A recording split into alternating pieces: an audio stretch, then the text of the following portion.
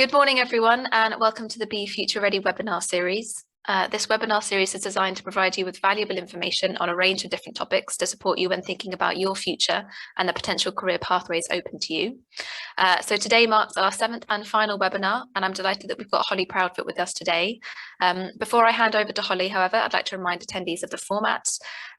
So Holly is going to run through a short 15-minute presentation on the topic of job applications and presenting yourself via CVs, personal statements and interviews, before leaving some time at the end to answer some of your questions.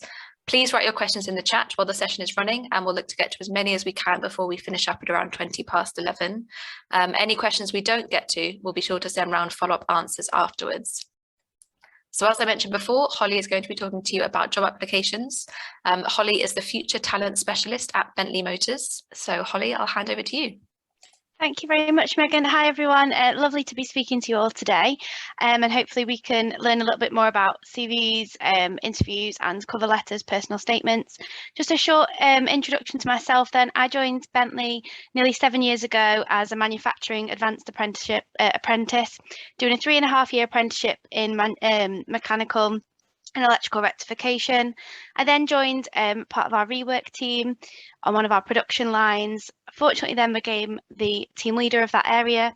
And then around 8 weeks ago, I joined the early careers team at Bentley to be a future talent specialist, managing manufacturing and engineering apprentices and undergraduates as well. So a little bit of background to me, but without further ado, let's learn a little bit more about CVs and interviews. So if my screen works, click onto the next slide.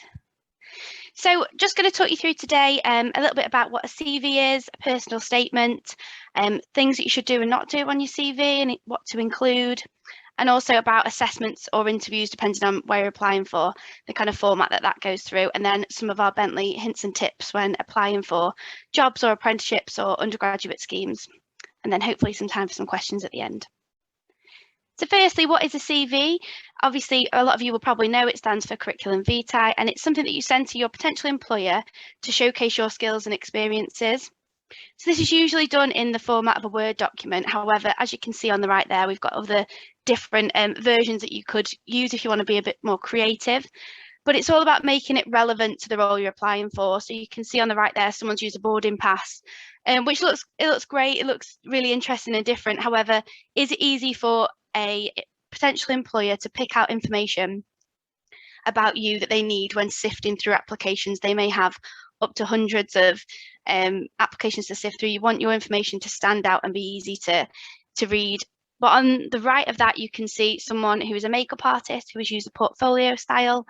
This is relevant to the role, hopefully, that she's applying for, and it's a way of showcasing her skills, but it's still easy to pick out the different areas of that CV. So we'll also look at how you can pull out your skills in a CV. That's what you're trying to highlight, and work experience to sell yourself to a potential employer. So here we've got a CV from a guy called Stephen, and I just thought I'd pick out, let's have a little look at it and see what are the good things and bad things about it. And see if we can make some improvements for him. So as you can see, to start off with, it's quite a bit of chaos on this CV. It's a really basic one. So some of you may have started a CV, some of you maybe have one in progress at the moment. So hopefully this will give you some tips into what to include, what not to include. So to start off with then, he's used his nickname there, Smithy. Always use your full correct name on a CV. You want it to be as professional as possible.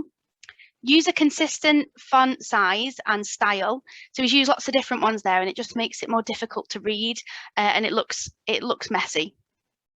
Make sure you list any of your work experiences in reverse chronological order. So the most recent work experience first, because that's going to be the most relevant, hopefully, to the role you're applying for.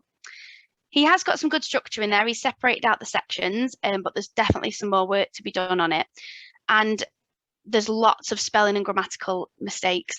That's one of the key things that employers will look at. It stands out massively. If you've not managed to sift, to proofread your work and to check it correctly and get it checked by somebody else, and you're not putting that time into those details, the employer might think you'll do that with some of the tasks you're given in a job. So instantly you go to the bottom of the pile. So that's a really key one. You don't actually need to put a heading on your CV to say what it is, but if you're going to, make sure you spell it correctly. He's put a little picture there, a little cartoon character in. Now, you don't really need to put pictures in there, wouldn't expect that, it's not really relevant. However, if you want to put logos from previous employers, that's absolutely fine.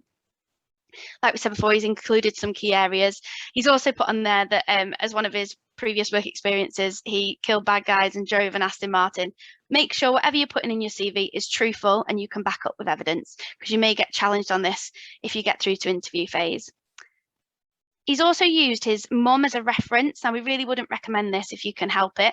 Try to put a professional person on there. So if a previous employer, if you've had any work experience, or a teacher from school, or another professional that you know personally. But if you put your parents and family members on there, they'll think it's a biased reference. So you want something that's professional and gives a fair representation of yourself.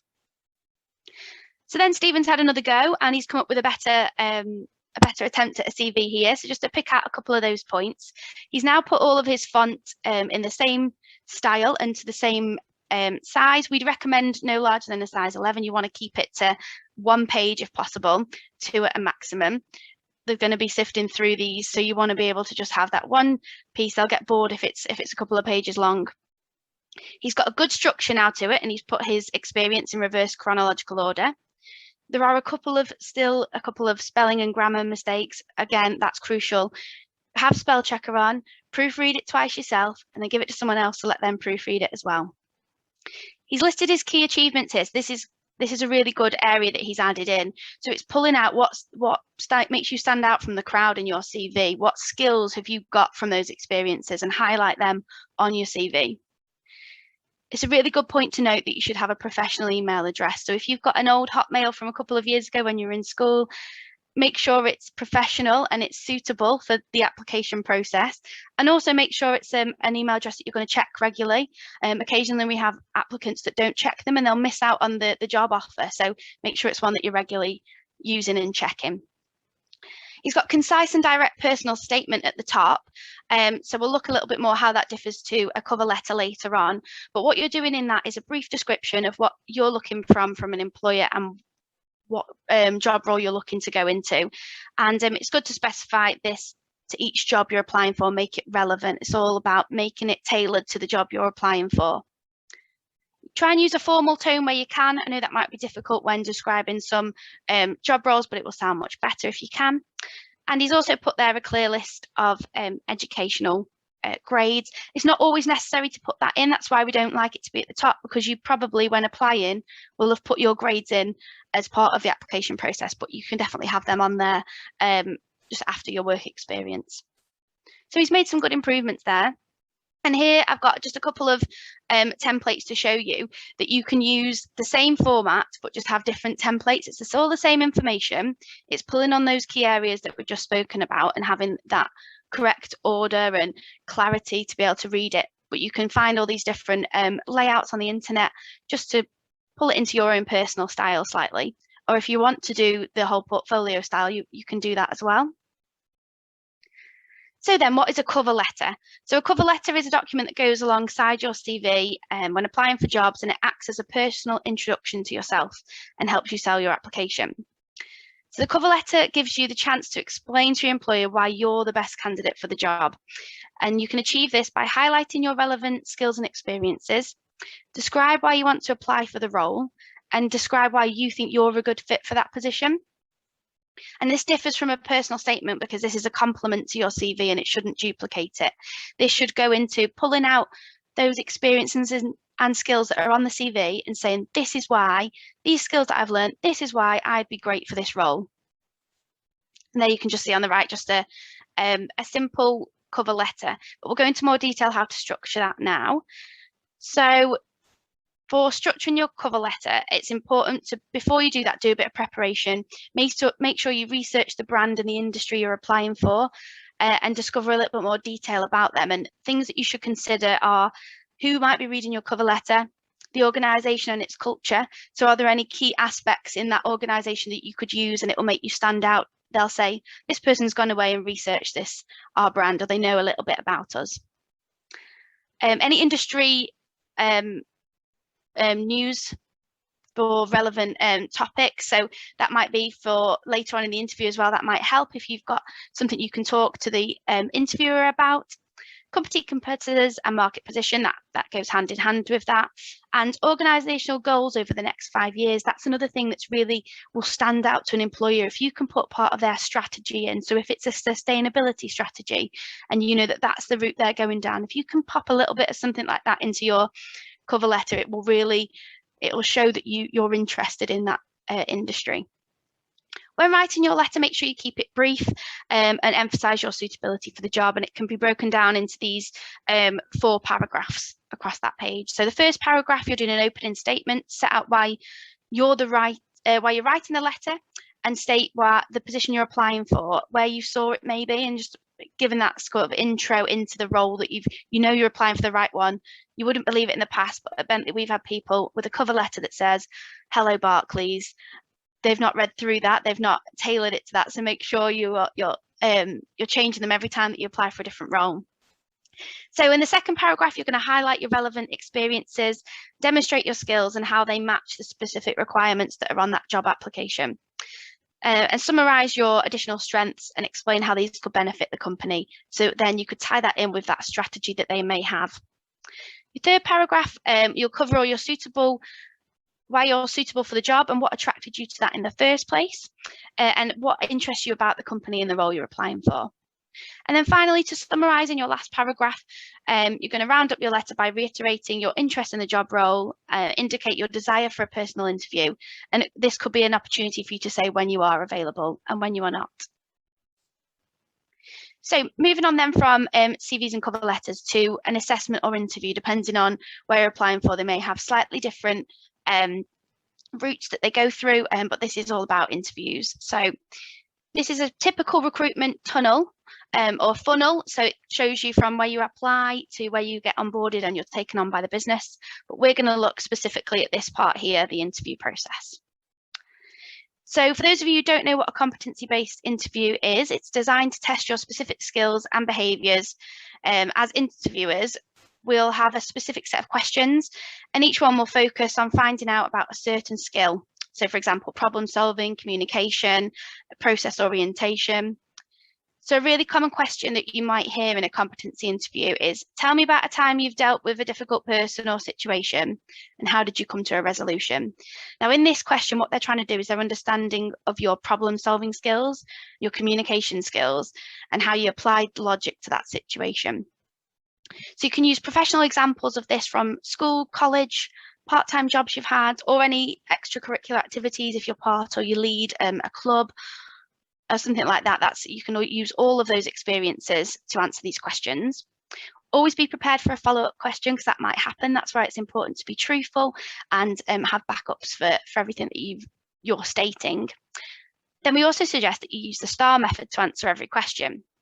So what is the STAR method? You might have heard of this before, so I'll quickly go through it. It's a way of funneling your answer and keeping it structured to stop you from going off on a tangent or down a rabbit hole. It just keep you on track and make sure you're being concise in your answer. So first of all, you give a situation. You want to give context to your answer, so quickly set the scene. And this doesn't need to be a lengthy sentence, just try to keep it as brief as possible. Then you're going to talk about the task. So this is what you had to do. Again, be concise, explain your objectives and what the success criteria was. So what you needed to achieve for you to be successful in the task. Then you move on to an action. Now this is where you go into more detail and probably the longest part of your answer. Make sure you explain what you did and how you did everything, but make sure you use I. So when candidates give an example where they worked in a group, we often find that they use we did this and we did that as part of the group, but the interviewer wants to know specifically what you did. So make sure you talk about your actions and use I when you do that. And then finally, we've got the result. So this is a really important part of the answer. Try not to forget this at the end and explain the outcome of your actions, even if it didn't go the way you wanted it to, and then talk about the lessons learned. So even if it wasn't a successful task, you can talk about what you learned from that. And then keep in mind what they were trying to ask you in that question. So was it your problem solving skills? You can bring this out then in the result and explain that. So we've got an example here of when you faced a problem and how did you handle it. is a common one. So I've put in there some details about how we did that, but just because of cautious of time, I'm not going to go through it in too much detail. But first, you set the situation. So this person was working in a florist shop, and their manager mixed up the orders of 2 weddings for their flowers, and they went to the wrong venues. So you can imagine, absolute nightmare for the people involved. So the task was that they had to get the flowers back to the right places to keep the customers happy. Then she goes into talking about her actions. So she told her boss exactly what she would do, and you can see there she's used, I spoke to both customers, and I drove to both venues, and I gave both of the customers a voucher to compensate them. And then to round up in the result, she talked about that the customers were grateful, so that's a positive, that she'd acted quickly, and they both came back to the shop to use their vouchers, and they recommended the company to their friends because of this. So it's talking about, you know, the outcome of that and how that was a positive. Here's just a couple of other examples of competency-based questions, and I would definitely recommend researching these beforehand so that you can get an idea of things to practice. And there's nothing wrong with having a couple of examples, but make sure that you've got different answers for each one. So come up with various scenarios for yourself. If you're doing it virtually, you can have them written down. If you're doing it over Teams, have lots of different scenarios around you. There's nothing wrong with taking time to answer a question. It just means to the interviewer that you're actually thinking through what you're going to say, and you're coming up with a constructed an answer for them, and that's always a positive. So a couple of hints and tips from Bentley then. So always research that company to gain an insight into their hot topics. Be clear on what you're interested in, why you're interested in that role and how it fits your career plan. They might ask you about where you see your career in the next 5 years. Write down examples of achievements and skills that you want to communicate. So like we just said, make some notes for the interview. If you're doing a physical interview, you could make a couple of notes before, but practice those interview questions at home. Use online sample questions to get that idea. Like we just said, you can find them all over the internet, common questions that are used in a competency-based interview. Try to do a mock interview with someone to practice your answers and interview technique, even if that's just with yourself in the mirror.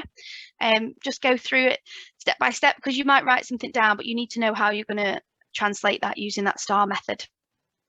Dress to impress and dress appropriately. You can't make that first impression twice, so that's a really key one. Make sure you're dressed smart. Use that STAR method because it will just stop you going off rambling or going off on a tangent. And finally, try to enjoy the process. You've actually been shortlisted for a reason, probably from a group of, could be hundreds of applicants. So enjoy that. It's your chance to show the interviewer what you've got to offer. So make the most of this time. So then what are they looking for in an applicant against not just everything that you're answering those questions with, but how can you showcase yourself a little bit better? So they were looking for people that think outside of the box. What is it you can bring to the company that others can't? Find your unique selling point. So everyone's got a unique characteristic that makes you stand out. Find yours and use it where you can in an interview or an application. You want that strong cover letter. So make sure you write that cover letter and it's tailored, like we said, be relevant to the business you're applying for. And be realistic, but find your forte. You should look to make most of your STAR qualities, but again, don't put anything in your CV that you can't back up with evidence. And again, in your interview questions, you might get that second question. So please always use stuff that's truthful and that you can explain in detail. So I hope that was gave you a little insight, a short snippet into what could be included in your CV, cover letter, and what you might do in an interview situation. And then I think, Megan, we can open it up to some questions maybe. Yeah, no, thank you so much, Holly. That was fantastic. I think it was, yeah, it was really great, giving a really good comprehensive look at everything. And yes, this will be recorded. Don't worry, everyone. So you'll be able to listen back and go back over the points that Holly said. Because I think in particular, we've had a question about sort of how, if you're in an interview, any advice on sort of keeping calm and not going off track. So I think that STAR method for not going off track was really good. But do you have any advice on sort of how to keep calm and how to, I guess, yeah, not get too sort of carried away in an interview situation? Yeah, because it is easy to do and it's a stressful situation. But definitely, I've only recently applied for this job. I've only been in 8 weeks, so recently done that. And for me, it was a virtual one. So I made sure I had all my STAR methods written out in front of me so I could quickly refer to them. But it's about taking a moment. Don't rush to answer. You can take that minute to think about it. They're not expecting you to just be able to reel off things, you know, you don't know what they're going to ask. So take a minute, have a bottle of water with you. You can use that as a bit of a time killer. Have a little sip of water, think about your answer, and then go ahead with that STAR method. Yeah, I think that's really good advice, to have a bit of a sip of water just to kind of calm yourself down, because you can't be be expected just to launch straight into your answer without having had a chance to think about it. So yeah, that's a really good tip. I think we've had, let me just check, we've had another one come in now. So someone's asked, this might be, I'm not sure if this might be a bit outside your remit, but in terms of kind of the interview prep,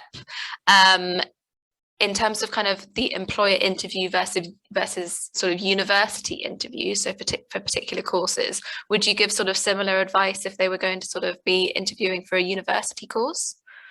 Yeah, it's a little bit off topic with something that I would do, but I know that other colleagues of mine have kind of been part of that, and I think it's definitely a similar structure. You're obviously not tailoring it to a specific employer, but tailoring it to the course you're applying for, definitely, and showing that, trying to pull out those skills that are relevant to that. I think it would be my advice. Yeah, so I guess that researching behind it is a little bit sort of different in terms of the courses in the institution that you're thinking of studying at. But I think a lot of the core lessons, I think, would probably be transferable across to universities. Yeah, and someone asked sort of about body language, I guess, in an interview, and whether that matters, and I guess the differences between doing that in person versus virtual as well, and how the body language comes across. Yes, definitely. So it can be a little bit more challenging over.